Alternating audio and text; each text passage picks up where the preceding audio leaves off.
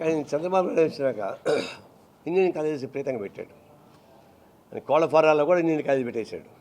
కొన్ని కాలేజీ పేర్లు కోళ్ల ఫారం కాలేజ్ అంటారు దాన్ని. ఇన్ఫ్రాస్ట్రక్చర్ లేకపోయినా పెట్టేశాడు. తర్వాత వైఎస్ రాజశేఖర్ వచ్చిన తర్వాత చదువుకున్న వాళ్ళకందరికీ ఫీజు రియంబర్స్ పెట్టేశాడు.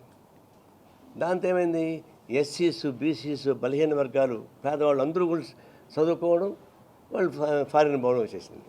లోన్స్ ఇస్తున్నారు వాళ్ళకి.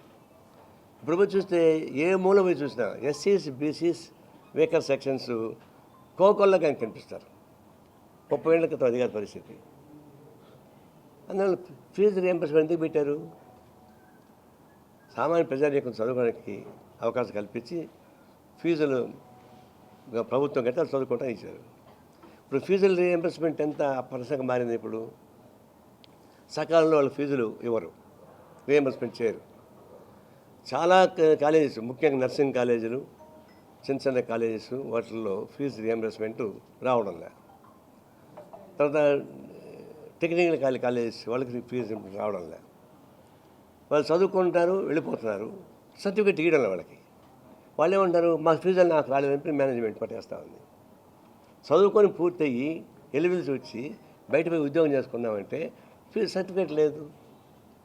నాకు తెలిసే దగ్గరలో ఒక ఎస్సీ బాయ్ వెళ్ళనే వాడి కూతురికి నర్సింగ్ కాలేజ్ చదివేది, పాపం సర్టిఫికేట్ లేదు.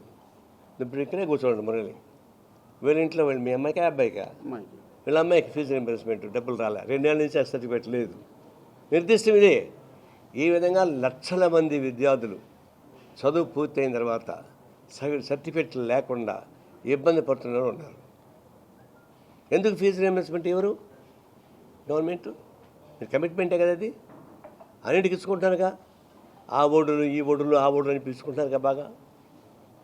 మరి వీళ్ళని మీ కమిట్మెంట్ ఏమైంది? 4 ఏళ్ళు 5 ఏళ్ళు చదువుకున్న తర్వాత వాళ్ళకి సర్టిఫికేట్ లేకుండా పోతే వాళ్ళు ఏమవుతారు?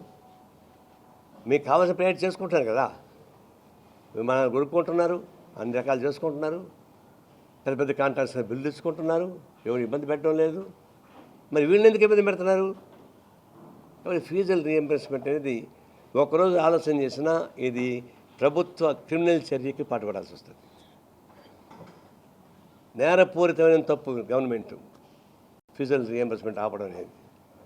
కొన్ని లక్షల మంది విద్యార్థులను గొంతుకొచ్చేటువంటి వస్తూ ఉంది. కాబట్టి ఫస్ట్ ప్రయారిటీ ఫీజుల రియంబర్స్మెంట్ అమలు చేయాలి. అదేమంటే జగన్ గవర్నమెంట్ చేయలేదంటారు. జగన్ ఉన్నప్పుడు ఏం చేశాడు? చంద్రబాబు గవర్నమెంట్ చేయలేదంటారు. ఇది ఎక్కడ గోవాల ఎక్కువ.